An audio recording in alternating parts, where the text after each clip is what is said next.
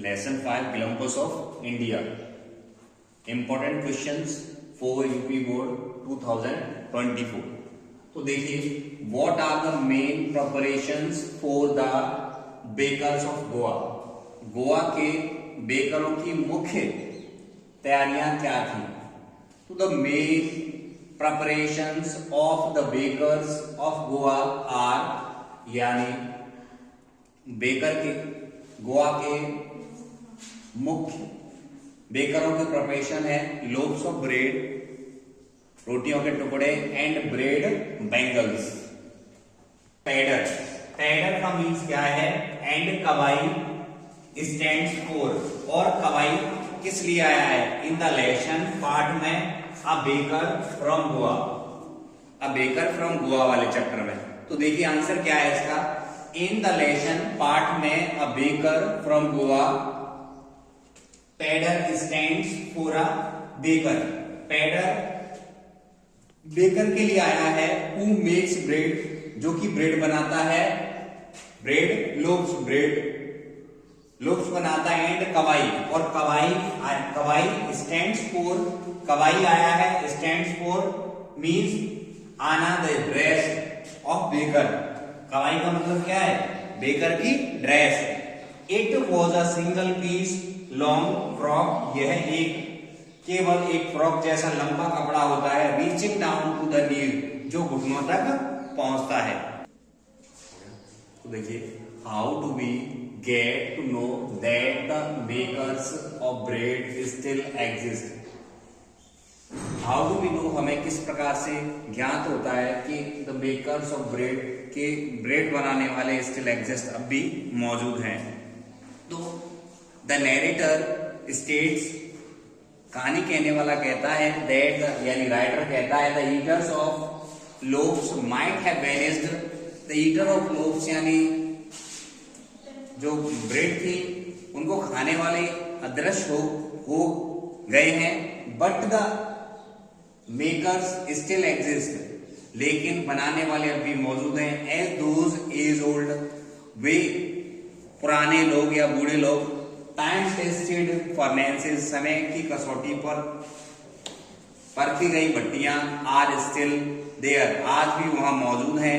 And the fire in them had not yet been extinguished, और उन भट्टियों से आग अभी तक नहीं बुझी है।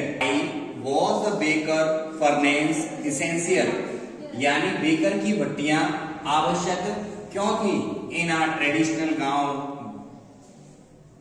Traditional Goa village. तो गोवा के गांव में जो ट्रेडिशनल भट्टियां थी वो क्यों आवश्यक थी। The baker's furnace was essential in traditional Goa village, यानी बेकर की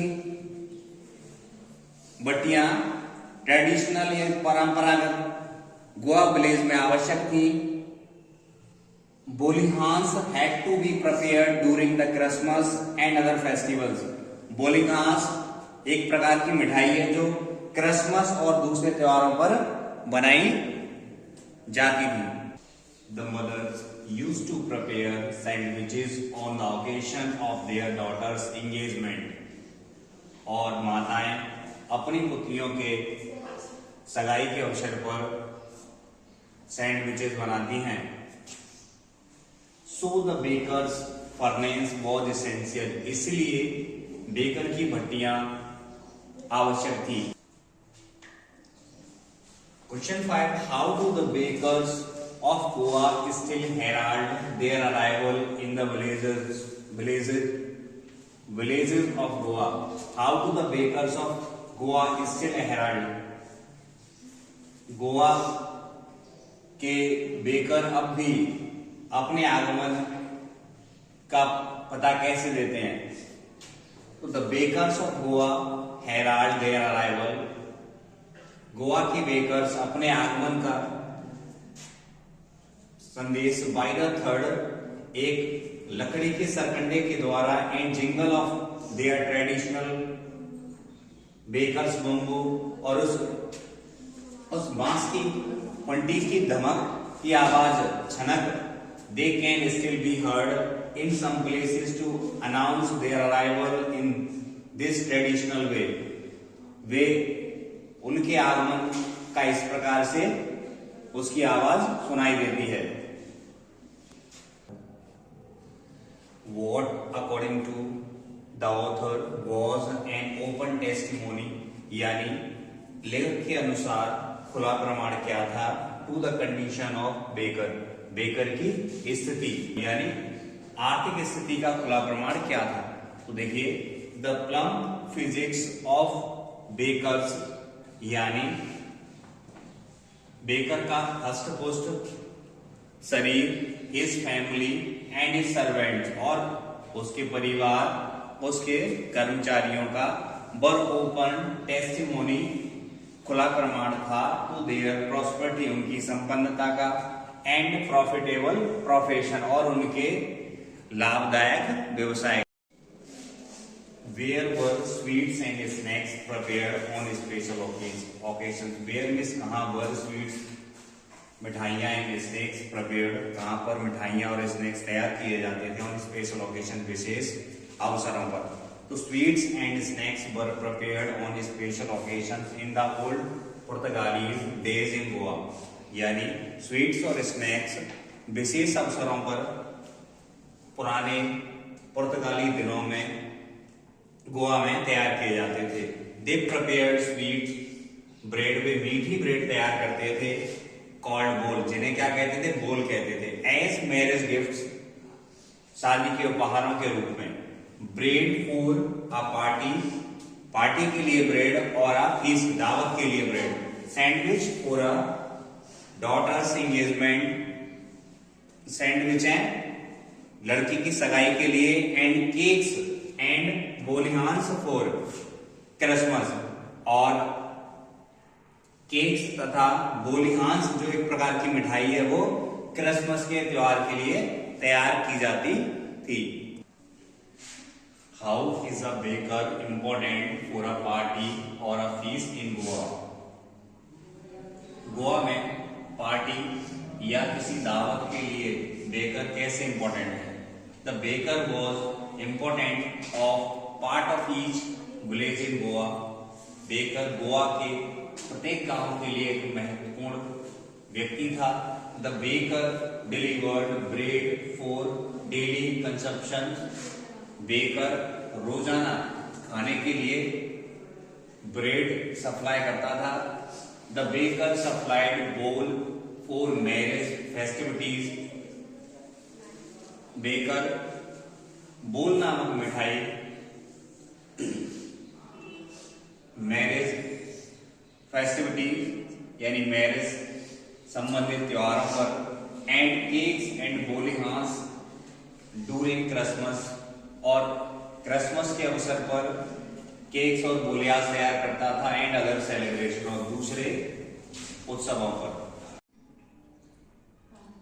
देखिए, what did the bakers wear, मतलब बेकर्स क्या पहनते थे इन पुर्तगाली डेज, पुर्तगाली दिनों में. When the author was young, जब लेखक युवा था.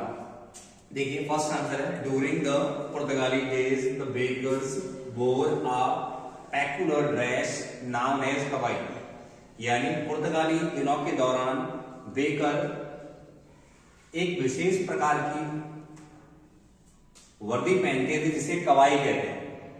It was a single piece long, ये एक लंबा सा frock, long frock reaching down to the knees, ये एक लंबा सा कपड़ा होता था फ्रॉक नुमा जो घुटनों तक पहुंचता था. दूसरा है when the author was young, जब ऑथर युवा था, ही हैड यानी he had seen the bakers wearing shirt and trousers, वह बेकरों को एक शर्ट और पजामा पहने हुए देखता था, which were shorter than full length, जो कि आधे से अधिक तथा and longer than half pants, और आधे से अधिक होता था. देखिए, आपका पूर्व वाला सेकंड चैप्टर है, उसी में द ग्लम्पस ऑफ इंडिया में तो क्वेश्चन है आपका, describe Coorg's weather when it is most pleasant for the tourist to visit Coorg. यानी वर्णन करिए कुर्ग्स वेदर, कुर्ग के मौसम का, when it is the most pleasant, यह कब सबसे अधिक सुहावना होता है फॉर द टूरिस्ट यात्रियों के लिए टू विजिट कुर्ग, कुर्ग के भ्रमण के लिए। देखिए, the weather of Coorg is pleasant from the month of September to March. यानी कुर्ग का वेदर सुहावना होता है कब, सितंबर से लेकर मार्च के महीने में। ड्यूरिंग दैट टाइम, इस समय के दौरान, the weather remains perfect with some showers making it an appropriate time to visit Coorg. यानी इस समय के दौरान जो बौछारें हैं पानी की, वो इसे यानी कुछ झरने हैं जो इसे कुर्ग के विजिट के लिए सुहावना बना देते हैं। Descendant of the Arabs, Coorg के लोगों को अरब्स के आने वाली पीढ़ी क्यों कहा जाता है? The people of Coorg are also known as the descendants of the Arab people. जो कुर्ग के लोग हैं उन्हें अरब के वंशज कहा जाता है, because of the long black coat borne by, उनके द्वारा एक लंबा काला पहने जाने वाला coat. Then with an embroidered waist, उनकी कमरबंद band, this is called kufiya. Kufiya, इसको कूफिया कहते हैं Coorg, and resemble the kufiya borne by the Arabs and Kurds. यह अरब और कुर्द के कूफिया से मिलता जुलता होता है। How can you say that Coorg was a British colony? आप कैसे कह सकते हो कि कुर्ग एक ब्रिटिश कॉलोनी है? Among the coffee plantation we still see coffee estates, यानी coffee estates and colonial bungalows standing tucked under trees canopies in prime corners।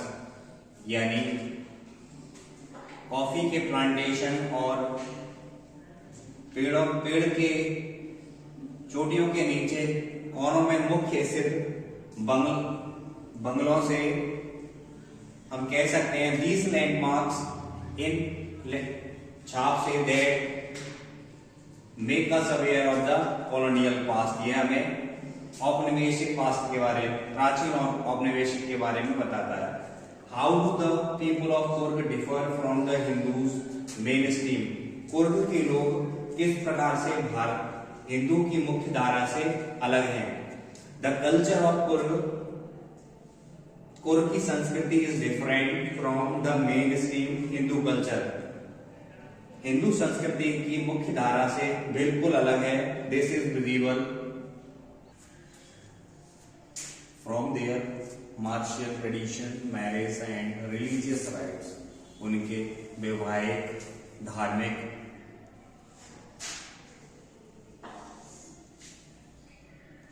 कर्मकांडों के आधार पर। The long black coat with an embroidered waist belt, उनके द्वारा पहना जाने वाला लंबा कढ़ाईदार कमर belt, borne by the Kodavu called कूफिया, को कोडाबू द्वारा पहने जाने वाला कढ़ाईदार बेल्ट नुमा कोट जिसे कूफिया कहा जाता है। Also resemble the kufiya borne by the Arabs and the Kurds, जो कि अरब के कूफिया से मिलता जुलता है। What are the animals you likely to see in Coorg? जानवर जिन्हें आप कुर्ग में देखना चाहते हो हैं। The animals likely to be seen in Coorg are मकैव बंदर, Malabar squirrels, langurs, slender loris, elephant, bees, butterflies, fish, etc. These are found in Coorg. What is Coorg famous for? Coorg किसके लिए प्रसिद्ध है? देखिए, Coorg is smallest district of Karnataka. Coorg Karnataka का एक सबसे छोटा जिला है। दैट इज फेमस, जो कि प्रसिद्ध है as the land of rolling hills, अपने घुमावदार भूमि के लिए। Because the hills are neither steep nor very high, क्योंकि पहाड़ियां ना तो अधिक ढलवा हैं और ना ही अधिक ऊंची हैं। The Brahmagiri hills is the most famous hills of Coorg. Brahmagiri की पहाड़ियां कुर्ग की सबसे प्रसिद्ध पहाड़ियां हैं। It is also famous for its coffee estates. यह अपनी कॉफी बागवानों, एवरग्रीन फॉरेस्ट, सदाबहार वर्षा वनों के लिए, एंड स्पाइसेस और मसालों के लिए प्रसिद्ध है। It's 30% area is covered with evergreen forest. इसका 30% भाग सदाबहार वृक्षों से घिरा हुआ है।